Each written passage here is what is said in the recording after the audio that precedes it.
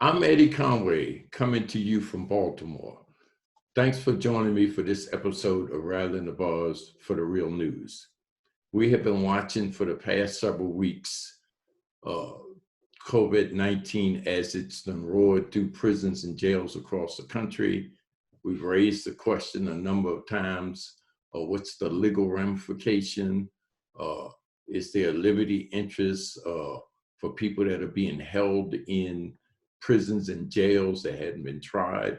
Or is there a liberty interest for people that's been sentenced to 5 years or 10 years? They didn't get a death penalty, keeping them in confined spaces in these prisons where they might be at higher risk of being contaminated. Seems to be a major legal problem across the country. There's been a coalition of civil rights groups that has been looking at this. And so joining me today is a attorney, Nkechi Taifa, that's gonna give us a update on what's going on in this arena. Nkechi, thanks for joining me today. I'm so glad to be with Real News Network, Eddie, and thank you for all the great work you've been doing since you've been out. Okay, can you tell me this group that you're working with? Can you give me a little background on them and tell me what's happening today in terms of legal action pending against the DOJ, Department of Justice? Thank you, Eddie. I convened the Justice Roundtable, which is a coalition of over 100 organizations working in Washington on federal criminal justice policy reform issues. We were the coalition that helped to bring about the Second Chance Reentry Bill in 2008, the Fair Sentencing Act in 2010, the retroactivity of the federal sentencing guidelines that came after that, helped to ensure strong sentencing provisions in the First Step Act that passed in 2018, and worked closely with the Obama administration in the release of over 1,700 people from unjust incarceration during clemency. So part of our coalition, we also work with other coalitions as well. And right now, in the emergent situation we're finding with COVID-19, there are coalitions all over the country dealing with ACLU, with civil rights organizations, the NAACP, criminal justice organizations involving formerly incarcerated people and family members who have come together to file lawsuits all across the country that include not only the state systems and the governors of those states, but the Federal Bureau of Prisons as well. And an example of one is one that was filed in Louisiana pursuant to Oakdale, which was a federal facility, which actually contained the first death in a federal facility of COVID-19. And that lawsuit, I just want to read you the first two sentences of that, because it kind of characterizes what's happening in these lawsuits throughout the country and the tone that the coalition is trying to set. And the introduction says, and I quote, "You are likely reading this petition from self-isolation in your home. Now imagine if someone sick with COVID-19 came into your home and sealed the doors and windows behind them. That is what the Oakdale Federal Detention Centers have done to the over 1,800 human beings currently detained there, where COVID-19 outbreak is rampant, social distancing is impossible, and no one detained can leave." And then it goes on. And the government has been very slow to act. I mean, things are happening almost daily and the changes almost daily. The Bureau of Prisons is coming out almost weekly with different areas of guidance, but the guidance is largely vague. The timetables are not concrete. So that's one of the reasons why these lawsuits are being filed. They're talking about you can release people consistent with public safety. The prison, the incarcerated communities are not closed societies. People cycle in and out every day. When I say people, I'm talking primarily of correctional staff and guards cycling in and out of the facilities each day, going back to their communities, going back to their homes, and many times bringing the virus back into these closed communities where up until very recently, hand sanitizer was contraband.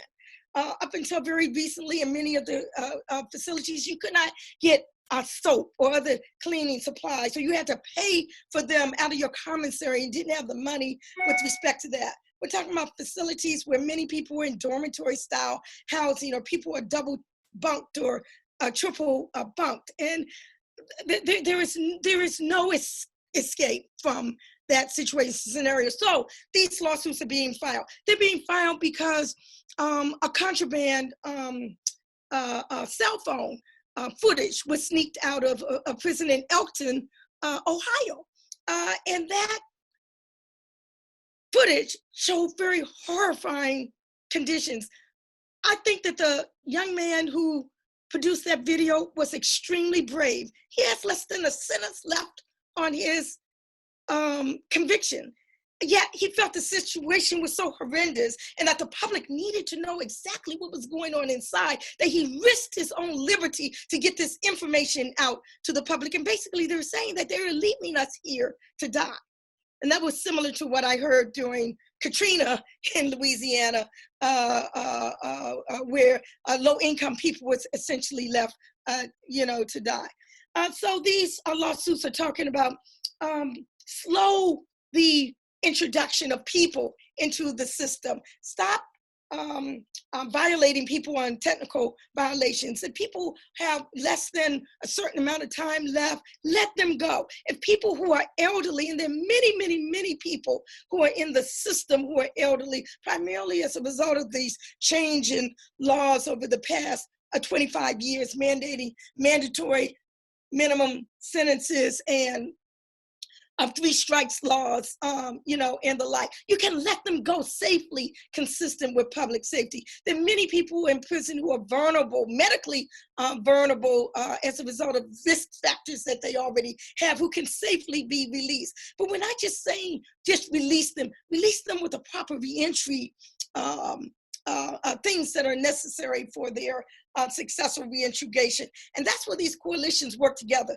The coalition I work with, Justice Roundtable, released a set of recommendations to go into the 4th stimulus package that Congress is putting out, that talks about the various reentry incentives that are needed for states to implement these things appropriately. We were successful in getting $850 million into the 3rd stimulus, but it was not enough. And that's why these lawsuits are cropping up all over the country, whether we're talking about North Carolina or Illinois or Connecticut or Massachusetts or Michigan or Louisiana or, Ohio, Washington, D.C. and California, all over. Coalitions are coming together to demand, let my people go. And let them go now. Let them go consistent with public safety, and let them go with the mechanisms that they need to be able to survive. What can people do? They're not obviously friends, loved ones, family, just people that's concerned. What can they do to help support these coalitions with this drive? Okay, well, people need to recognize that our incarcerated communities are part of our community as well. And I think that was what the problem was from the beginning. Many people that I talked to were not even aware, just had never crossed their mind in terms of the situation within the prison system. Even though our schools were released, non-essential restaurants were was shut down, public buildings, libraries, etc. People were not looking at the situation in the prisons with that same level of scrutiny, despite the fact that those incarcerated pose the most risk with respect to possibly becoming infected with the virus and the cycling in and out in terms of the guards. So what can people do? People need to be able to see, and this should have been the situation all along, that these were our brothers and sisters inside. Okay, they are part of the community as well. They were not sent to prison for a death sentence. Those who were not sentenced to death, that's another issue. But the vast majority of people were not sentenced to prison to die, certainly not sentenced for, to become infected with a virus such as this. People who are in pretrial custody, they're not even convicted. There's the presumption of innocence pursuant to the Constitution.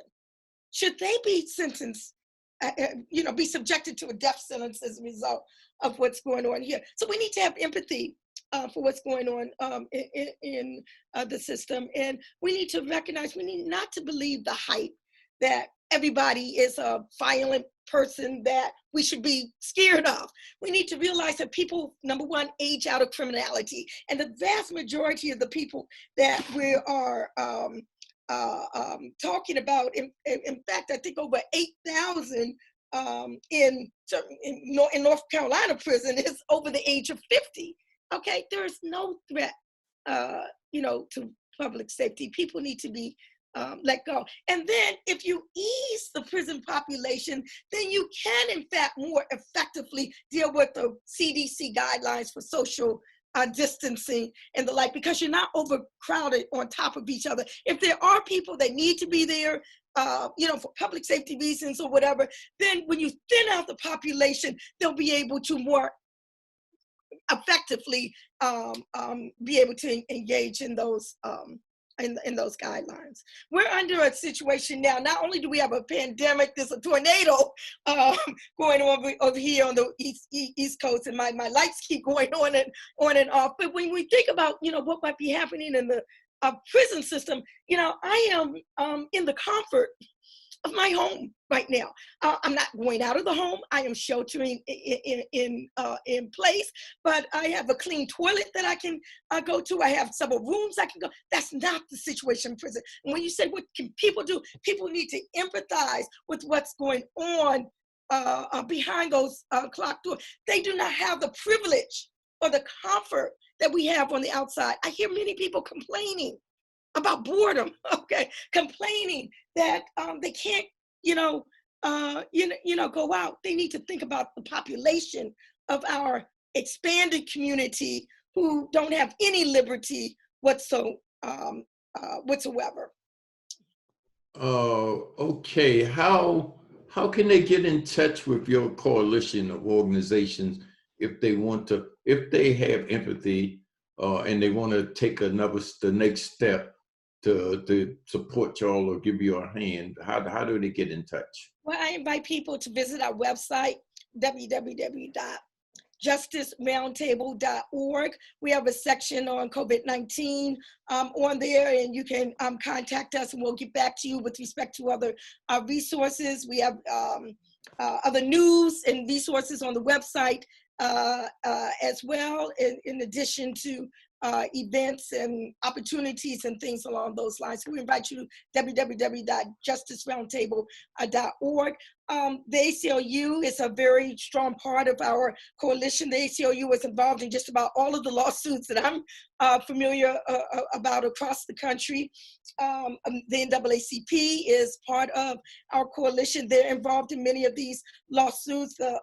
The public defenders are part of our coalition as well, formerly incarcerated people. All of these entities are entities that have been on the front lines of trying to bring attention to this issue, holding state, local, and federal government accountable and seeking to make a difference. Okay, so thank you for joining me, Nkechi, and we'll continue to watch this. Thank you very much, and thank you for all that you do. Okay, and thank you for joining this episode of Rattling the Bars for the Real News. Thanks a lot for watching. Appreciate it. But do us one more solemn favor. Hit the subscribe button below. You know you want to. Stay up on the videos.